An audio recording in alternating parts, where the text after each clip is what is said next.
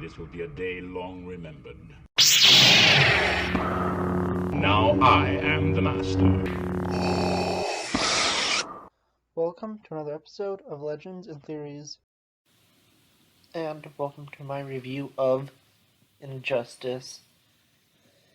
And this is the newest DC animated movie. And with it, honestly, I have to say that I didn't love the movie, but I didn't hate the movie. I think this movie is very similar to the Hush movie, where it was pretty good and then has a really disappointing ending. And there will be spoilers, and I am wondering how people were able to see it early. There seemed to be a bunch of reviews out for people who saw it earlier, but I'm not really sure. But let's go and start reviewing it. And the first thing is, most of the movie was pretty decent and seemed to follow the comics mainly, although they did kill off the Flash, which a bunch of people decided to put in their thumbnails and stuff, which was out before the movie even released, so that was annoying and was spoiled. And yeah, that was kind of annoying. But besides that, I really have no idea why this movie was.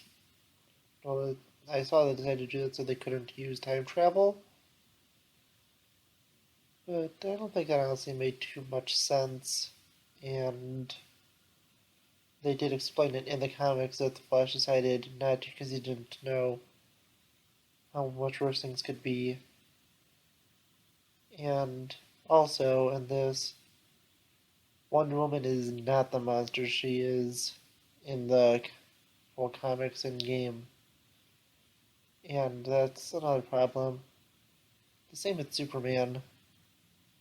But looking at it, I think kind of up until, the Amazo part, it was a pretty decent retelling of mainly year one with a few different parts.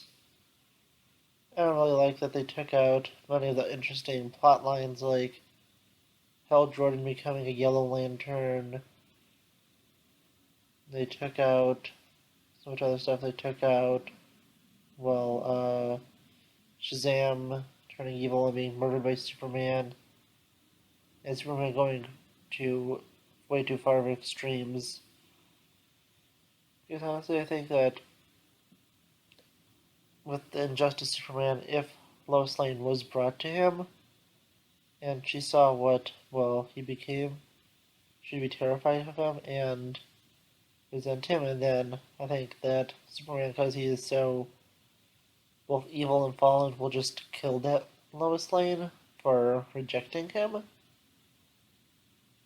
Because, yeah, this guy, he's crazy in the books. He's super powerful, evil. That was even a Sinestro Yellow Lantern, so, yeah. But with it, they did change some minor things from the comics, like, him only having one of his parents and his father dying, but it also seemed that they tried to shove both Injustice on the Gods Among Us comics, the game, and Injustice 2's comics, and kind of Injustice 2 all into one storyline. And I think that also kind of hurt it because, in a movie that was just over an hour, they tried to shove in about, I think, a decade of storylines. I don't know exactly what the time gap between Injustice and Injustice 2 is, but I do know that the comics go over for a little bit, and there's definitely 5 years between the death of the Joker and Superman's rise to Power and him in the first Injustice game. And yeah, that was, well, pretty brutal. And Harley's redemption arc just felt like it kind of came out of nowhere there, but it was a gradual build up over the comics. And yeah, I think, well, Joker's death was done amazingly, just like it was in both the game and the comics. And yeah, really, I think that there main problems lay at the end with Ra's al Ghul and Amazo becoming the villains that the team have to stop, and well, Nightwing is Dead Man, although his death is accurate, and I was fine with it. The Dead Man thing happened so much later in the comic, and this just turns all of Injustice from a long, complex story into a very short one, and it should have been done in, well, many parts. And honestly, could have, used a TV series itself. And I think, as I said, the redemption of Injustice Superman really hurt the story. I don't think that Injustice Superman is even close to being able to be redeemed. He is a true monster, and that's the good part of him. He's gone so far over the line. Let's say we're starting to show, but then, well, they just went and brought Lois Lane in, and they brought also Superman in, which failed, which I don't really get why. They should have just brought the Lois automatically. But that was, I guess, just to have the Superman super move put in it. From, I think it was from Justice 1. I haven't seen that's removed in a little bit, so I think his Injustice 2 one's different. Yeah, I think I've seen Justice 1 super move. But yeah, I think that, I'll say these things just kind of hurt it. But some of the other stuff was pretty good, and I don't remember what happened to Huntress or Captain Atom, but also we have the stuff where Green Arrow's death is actually kind of dumbed down for this one, even though it's rated R, because in the comic he is beat to death by Superman, and that was a pretty dark scene in the comic, but it's not here. It's just lasered in the face. And we also are missing so many of the, well, both major and minor characters, including the Flash. Since he's killed off, we have Black Canary, who's not there, Green Lantern, Shazam, who Harley has a very interesting relationship with. Damian never becomes Nightwing, and he is also redeemed because Damian's pretty evil in Injustice for the comics and the games, and we're also missing Bruce's daughter. These Elgul, I believe. I don't remember exactly how you pronounce her name.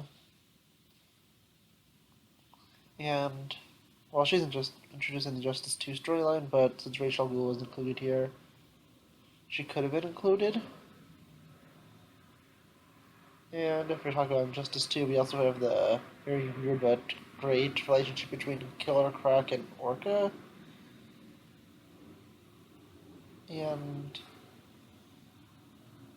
yeah, it was just kind of the problems with this was just that I think they tried to put too much into too little time.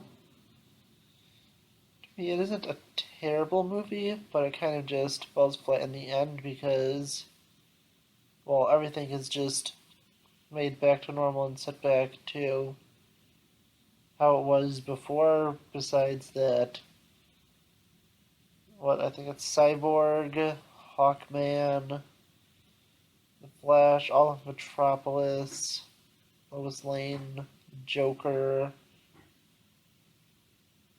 and Nightwing are all dead.